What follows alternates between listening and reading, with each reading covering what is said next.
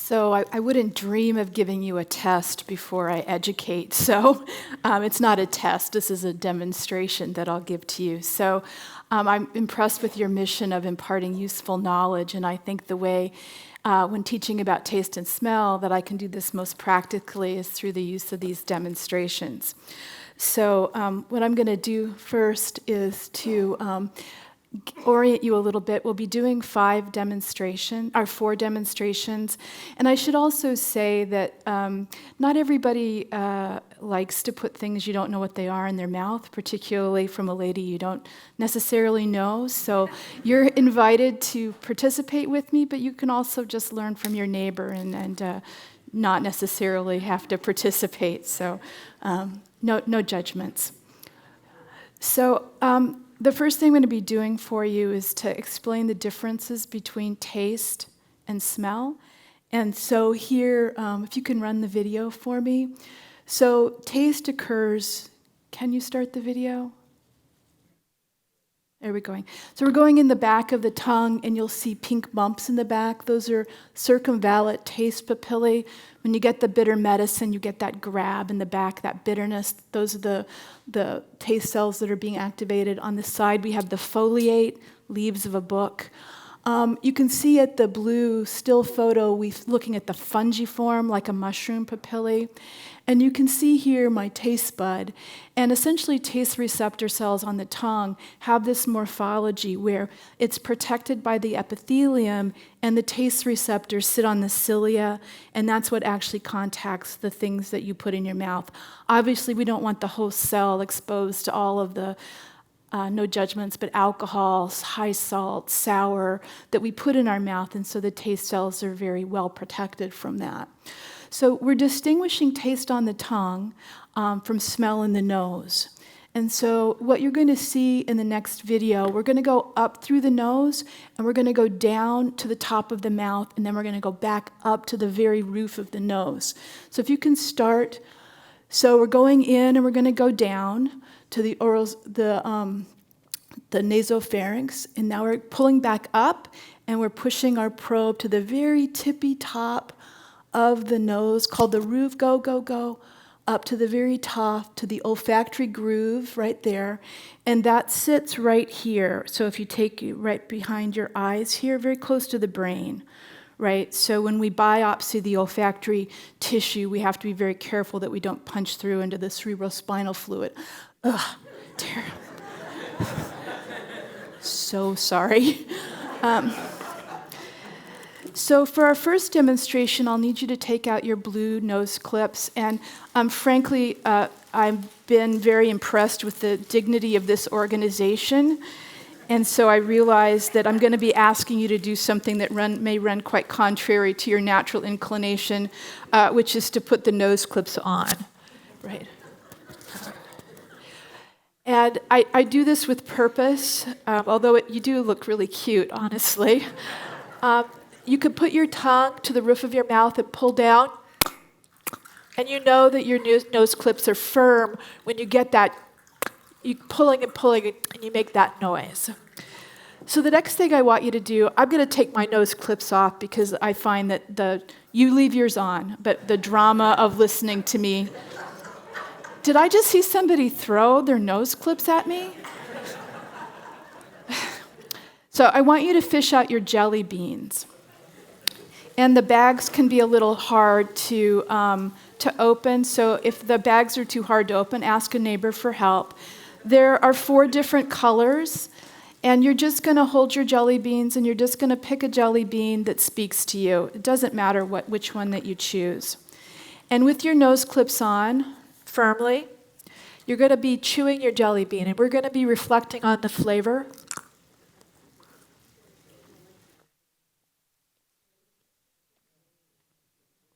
So I'm getting some sweet. Have people got their jelly beans out of that? You could just rip your bag open too. No shame in that. Chewing, we're chewing and we're reflecting. What flavor is your jelly bean? Hard to say. But when we take our nose clips off,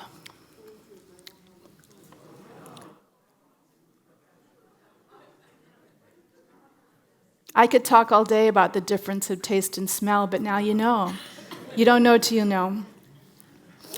So I want to just orient you to a little of the molecular biology that has to do with taste. And I will hearken back to discoveries that I made as a younger scientist looking at comparative biology. And I learned that animals that swallow their food whole, like sea lions and dolphins, their taste receptor genes are completely eroded by evolution. They don't have a functioning taste system, which makes sense because they don't need one.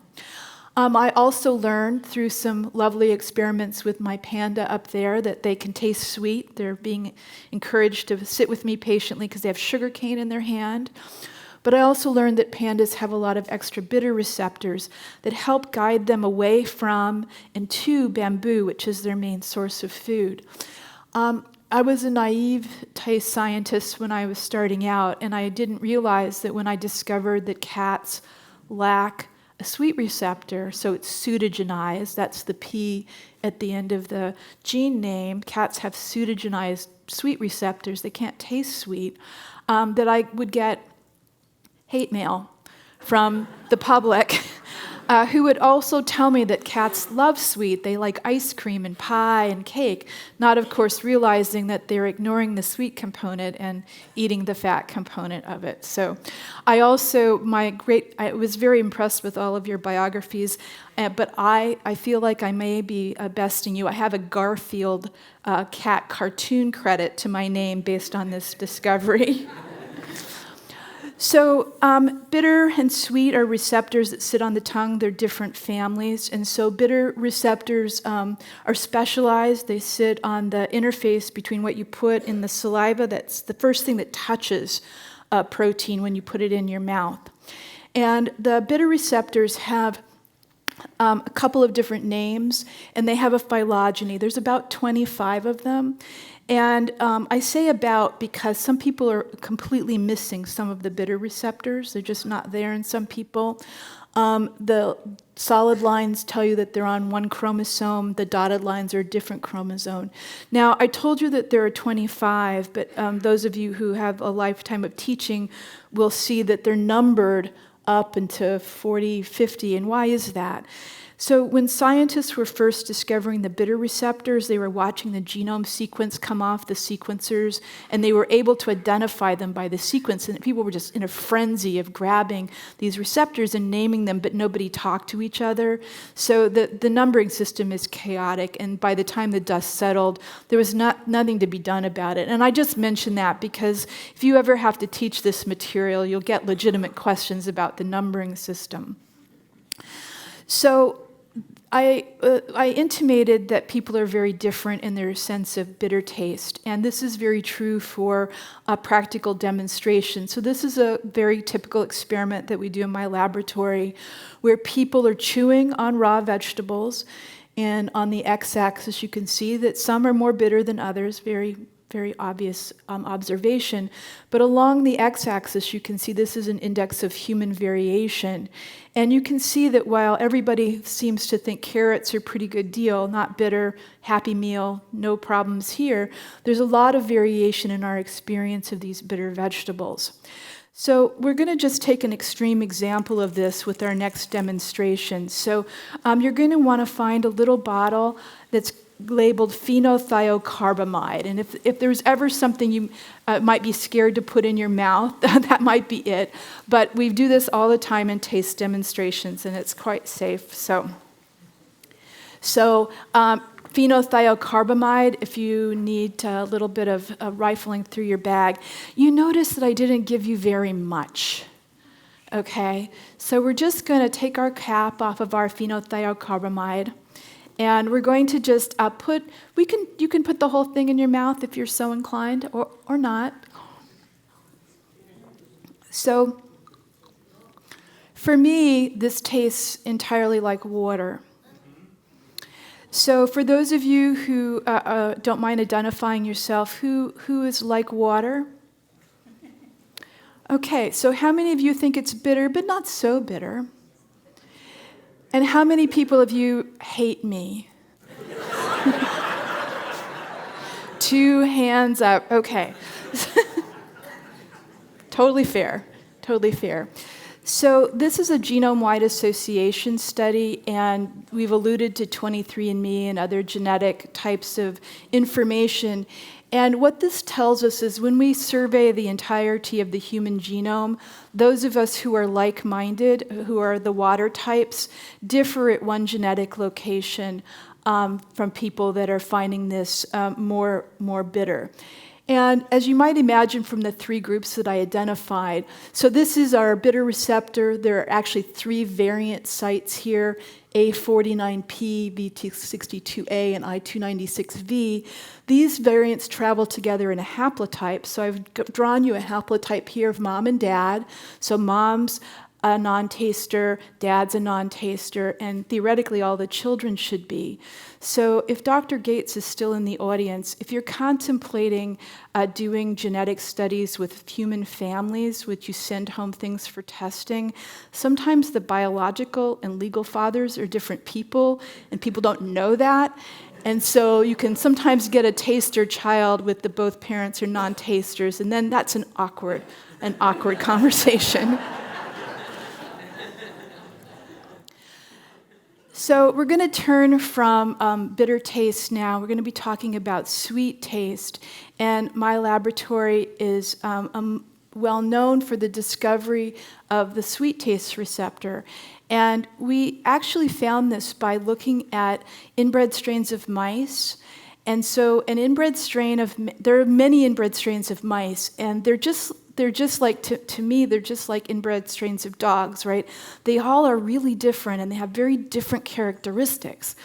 And what I did in this experiment is I just gave the mice 2 bottles to choose from, one that had plain water and one that had a high potency sweetener, no calories, but just sweet.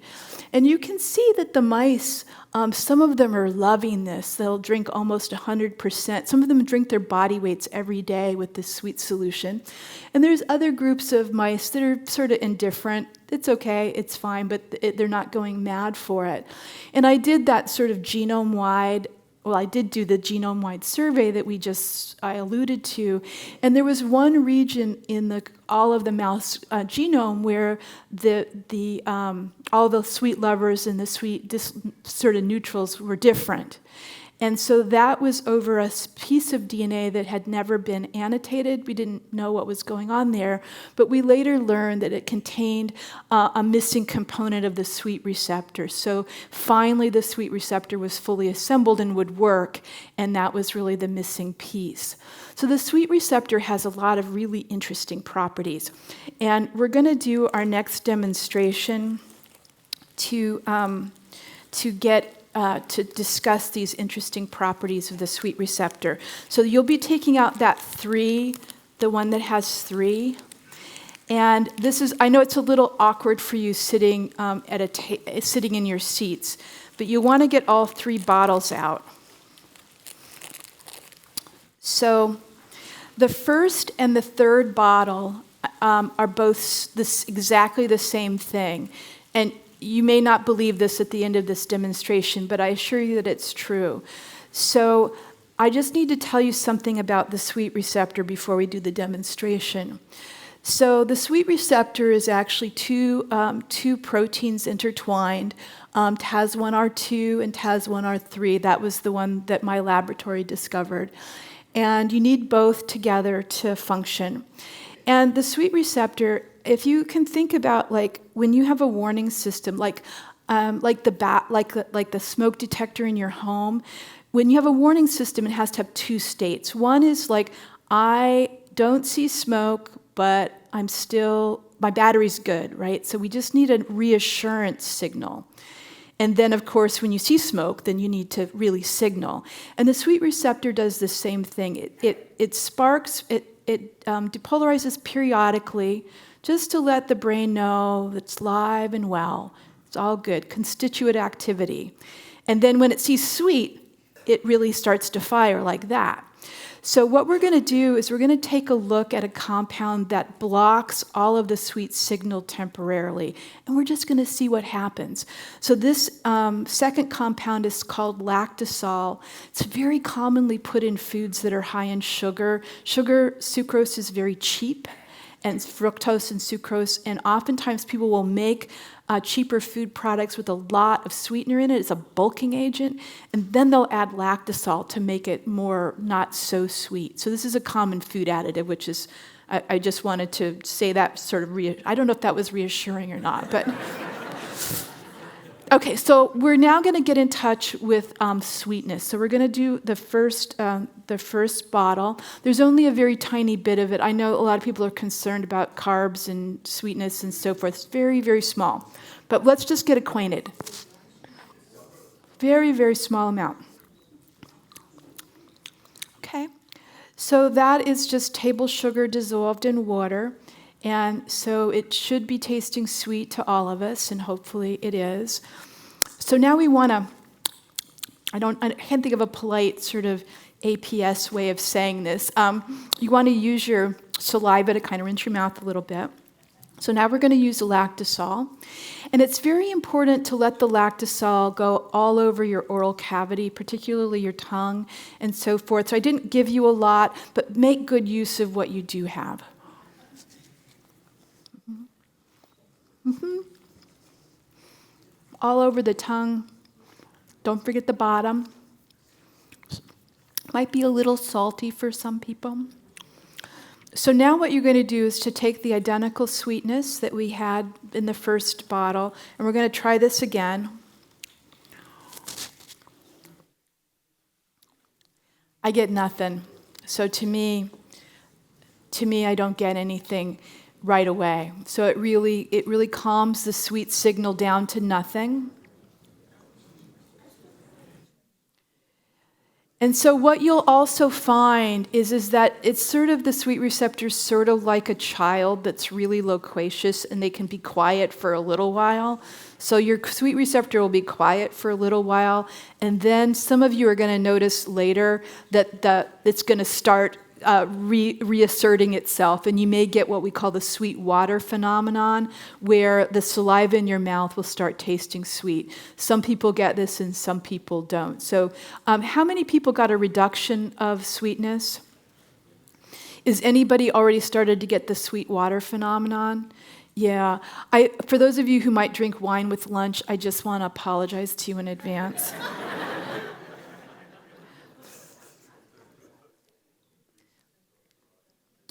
So I belong to an institute that studies taste and smell, and just to give you an idea of the dynamics between researchers that study taste and smell, there's one softball team for taste and another softball team for smell, so obviously there's some rivalry here. But I also would be irresponsible if I didn't say a word or two about smell. So smell is really interesting because we have 400 receptors. Remember, 25 for bitter, just 3 for the sweet and savory receptor. But for olfaction, we have 400 receptors. And I've drawn for you this whole tree, and I've highlighted for you the ones in orange are the ones that we know a little bit about. So it's really undiscovered country. The olfactory receptors have more functions outside just the smell system. You could imagine that being able to sense chemicals and specialized chemicals is a really useful thing for a cell to be able to do in a receptor. So we're just learning that sort of what these receptors do beyond their ability to just do smell. So as you might imagine, there's many receptors there, so there's probably a lot of variation. And so just to give you an example of this, let's take out your remaining bottle that says Galaxolid. And this works best if we warm our Galaxolid bottle very as well as we can. If you have little social embarrassment, you can put it under your arms. If you're a more proper person, you can warm it with your hands. But the warmth will create the volatiles that'll make it easier for us to smell. So I think mine's about ready here. So let me go. Okay. So I'm sorry. I was like, I can't be a poker face here. I smell this compound quite well. So give it a go. and let me know. About 30% of people of European descent cannot smell this. So if you can't smell it, there's nothing wrong. You just happen to be in that 30% of people that can't smell it. So go ahead. And you can also guess a little bit of what it smells like, because it's always fun to experience the tip of the nose phenomenon where you can't quite name it. Those of you that can smell, can't smell, put nothing in my bottle. Okay, got it. So before I tell you what it smells, you can maybe tell me what it smells like. I'll tell you two short stories.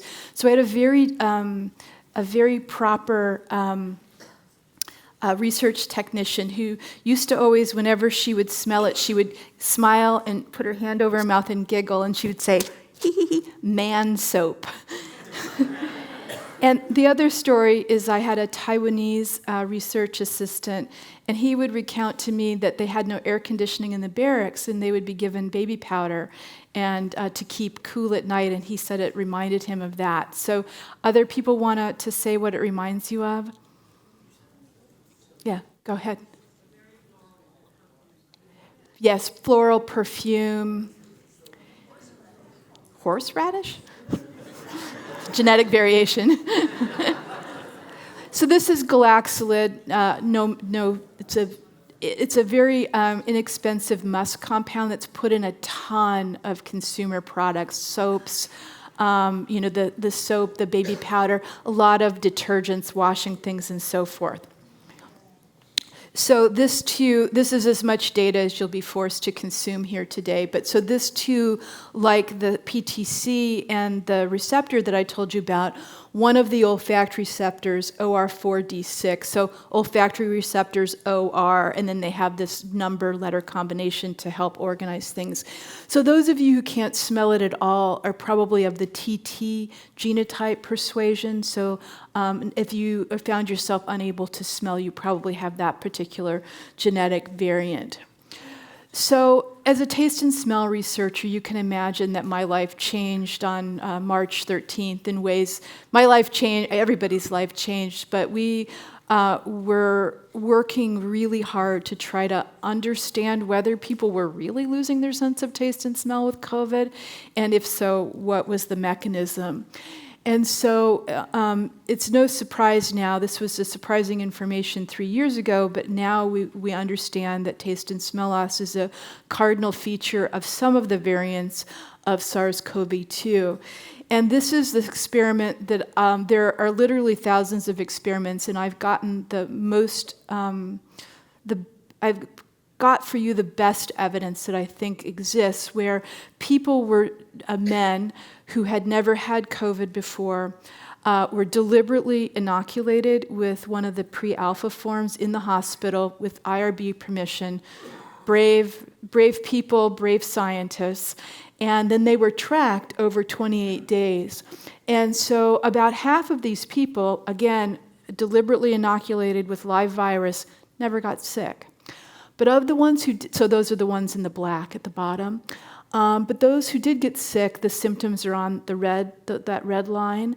But what I want to point out to you is it's a very clear demonstration of the smell loss. And so this purple line, big numbers mean bad smell, that they're not able to smell. So you'll note two things. One is that it's clearly a cardinal feature of this particular variant. And the other thing is you'll see at the end of this 28-day period, that purple line is not back to zero. And what we've subsequently learned is that about 15% of people who reported losing their sense of taste and smell initially with COVID, 15% are having sustained loss. And so we're very desperate to figure out exactly why that is and exactly how to potentially correct it. So, and if it was just smell loss, that would be not okay. It's hard, but actually what happens is for many people, they get something called parosmia and phantosmia. So as as the cells regrow in the nose, they're trying very hard to connect back to the brain in a correct way so that they can understand what they're smelling, but they goof up and they go to the wrong place in the brain, and that distorts the sense of smell. And a very common report is that coffee, the odor of coffee, smells fecal or like garbage, and there are many examples of that. I know that cuts close to home for the coffee drinkers there. So it's a very difficult thing. And so just to also say phantosmia, there's something that people call COVID smell, which is a sort of chemically soupy, unpleasant smell, and that people carry that with them throughout their day. And both of these conditions are much more debilitating than you might imagine. There's a very big difference between hearing about it and living it. And so these people are really suffering. So which leads me to my last couple of points. So you get COVID, you lose your sense of smell. Are you getting better? How do you know? Because as far as I know, many of you, probably most of you, all of you have never been tested for your sense of smell in the doctor's office. So you might have your sense of hearing and your sense of vision. We all know those sensory numbers. But your sense of smell, who's to say? So we're having a hard time because we don't have hard data.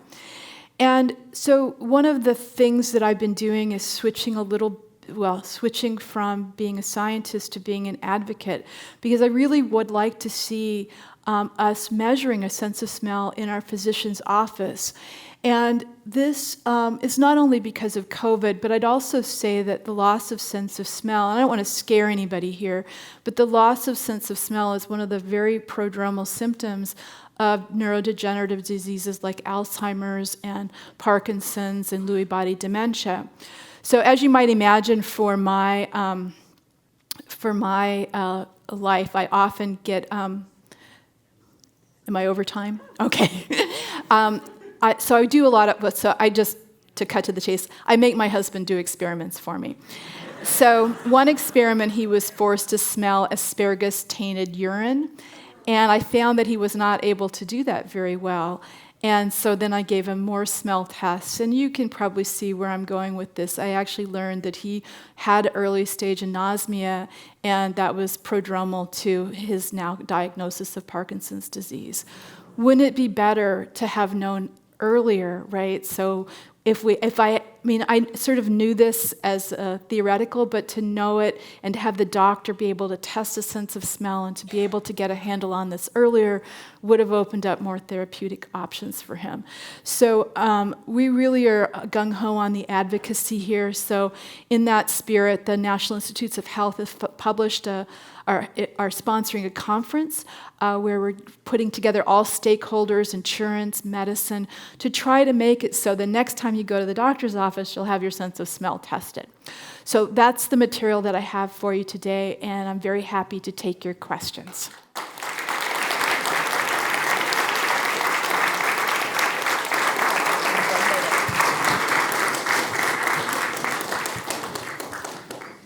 Wasn't that fun?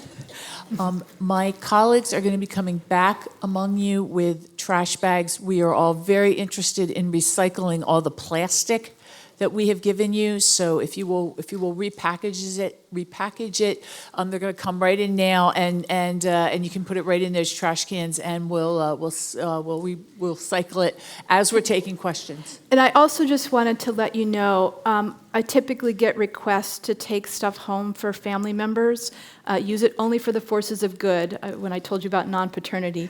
And so there are extras, and you're welcome to take them first come, first serve, to take them home. Go ahead. Yeah, hi, I'm Neil Shubin, a biologist.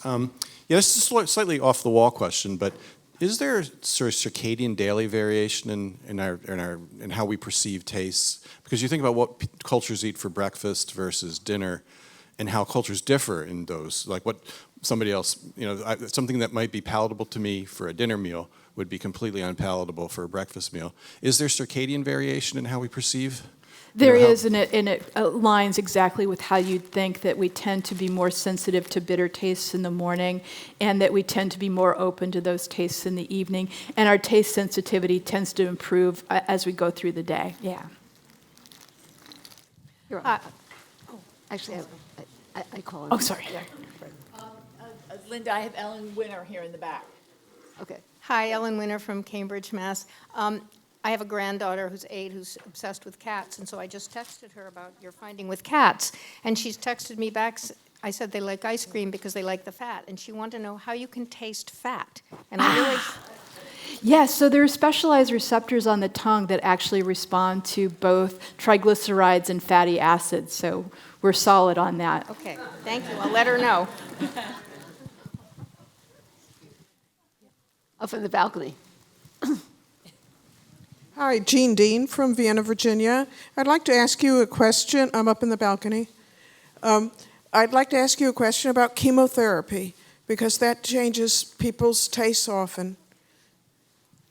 Yes, so we know some about chemotherapy.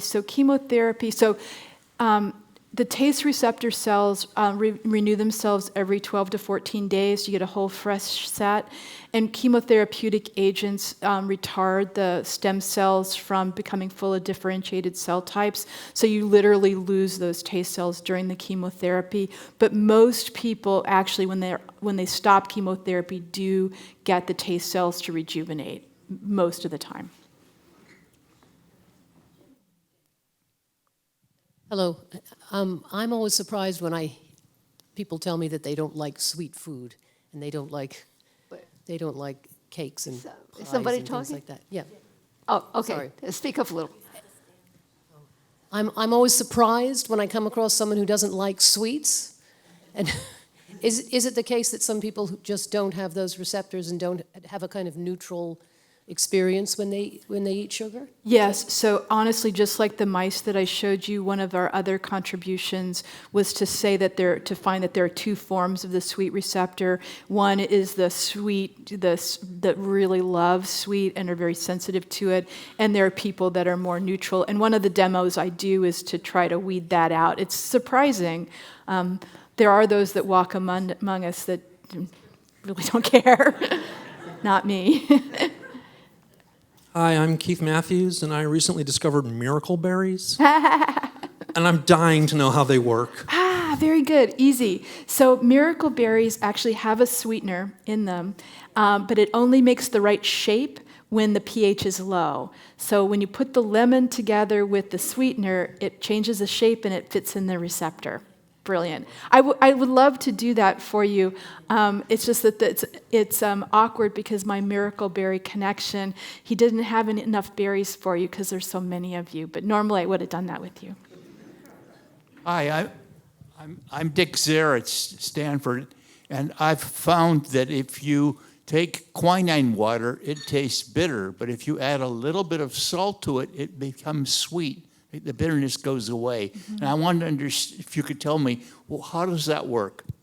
So we have an incomplete understanding of salt as a bitter blocker, but it's a well-known phenomena, and we don't know how it changes the receptor to cause the bitter blocking. As you can imagine, the commercial potential there is very high, so it's an active area of investigation. I hear it also helps to put gin in it with it too. But. So, my name is Mark Kirshner at Harvard. I'm over here. So all these olfactory receptors, you've only identified some of them as to what they respond to, but are they all expressed in the taste buds, or are they expressed in other places in the body? So they're expressed in many other places in the body, and we think that they have cogent roles in all of those things, and people are just now trying to understand, like responding to metabolites and so forth, yeah. Very wide west right now. Question up in the balcony. Thank you. Martin Kern, Princeton. Up here, to which extent is taste culturally defined? Some people in certain countries will happily have a cappuccino with some salty food, and in other countries that is unimaginable. Yes, so I have the privilege of just completing the first huge study in our lab, studying people of many different ancestries who are recently immigrated. And the major reveal there is that although there are many individual differences within particular ancestry groups, that the differences between groups are actually very small. So it's really about the individual differences. And I think the sort of foodways is really a different phenomenon than actual taste. Like, we don't necessarily think people have different types of vision and different types of hearing worldwide, and I think that's true for taste and smell as well. Last question. Kathleen Coleman, Harvard. Why is it when you think about a lemon, your mouth starts to salivate and pucker? Cephalic phase, right? So the brain talks to the peripheral tissues. Yeah, that's a well-known phenomenon. And we actually do that, imagine a lemon, when we collect saliva from people. Thank you very Okay, much. you're welcome.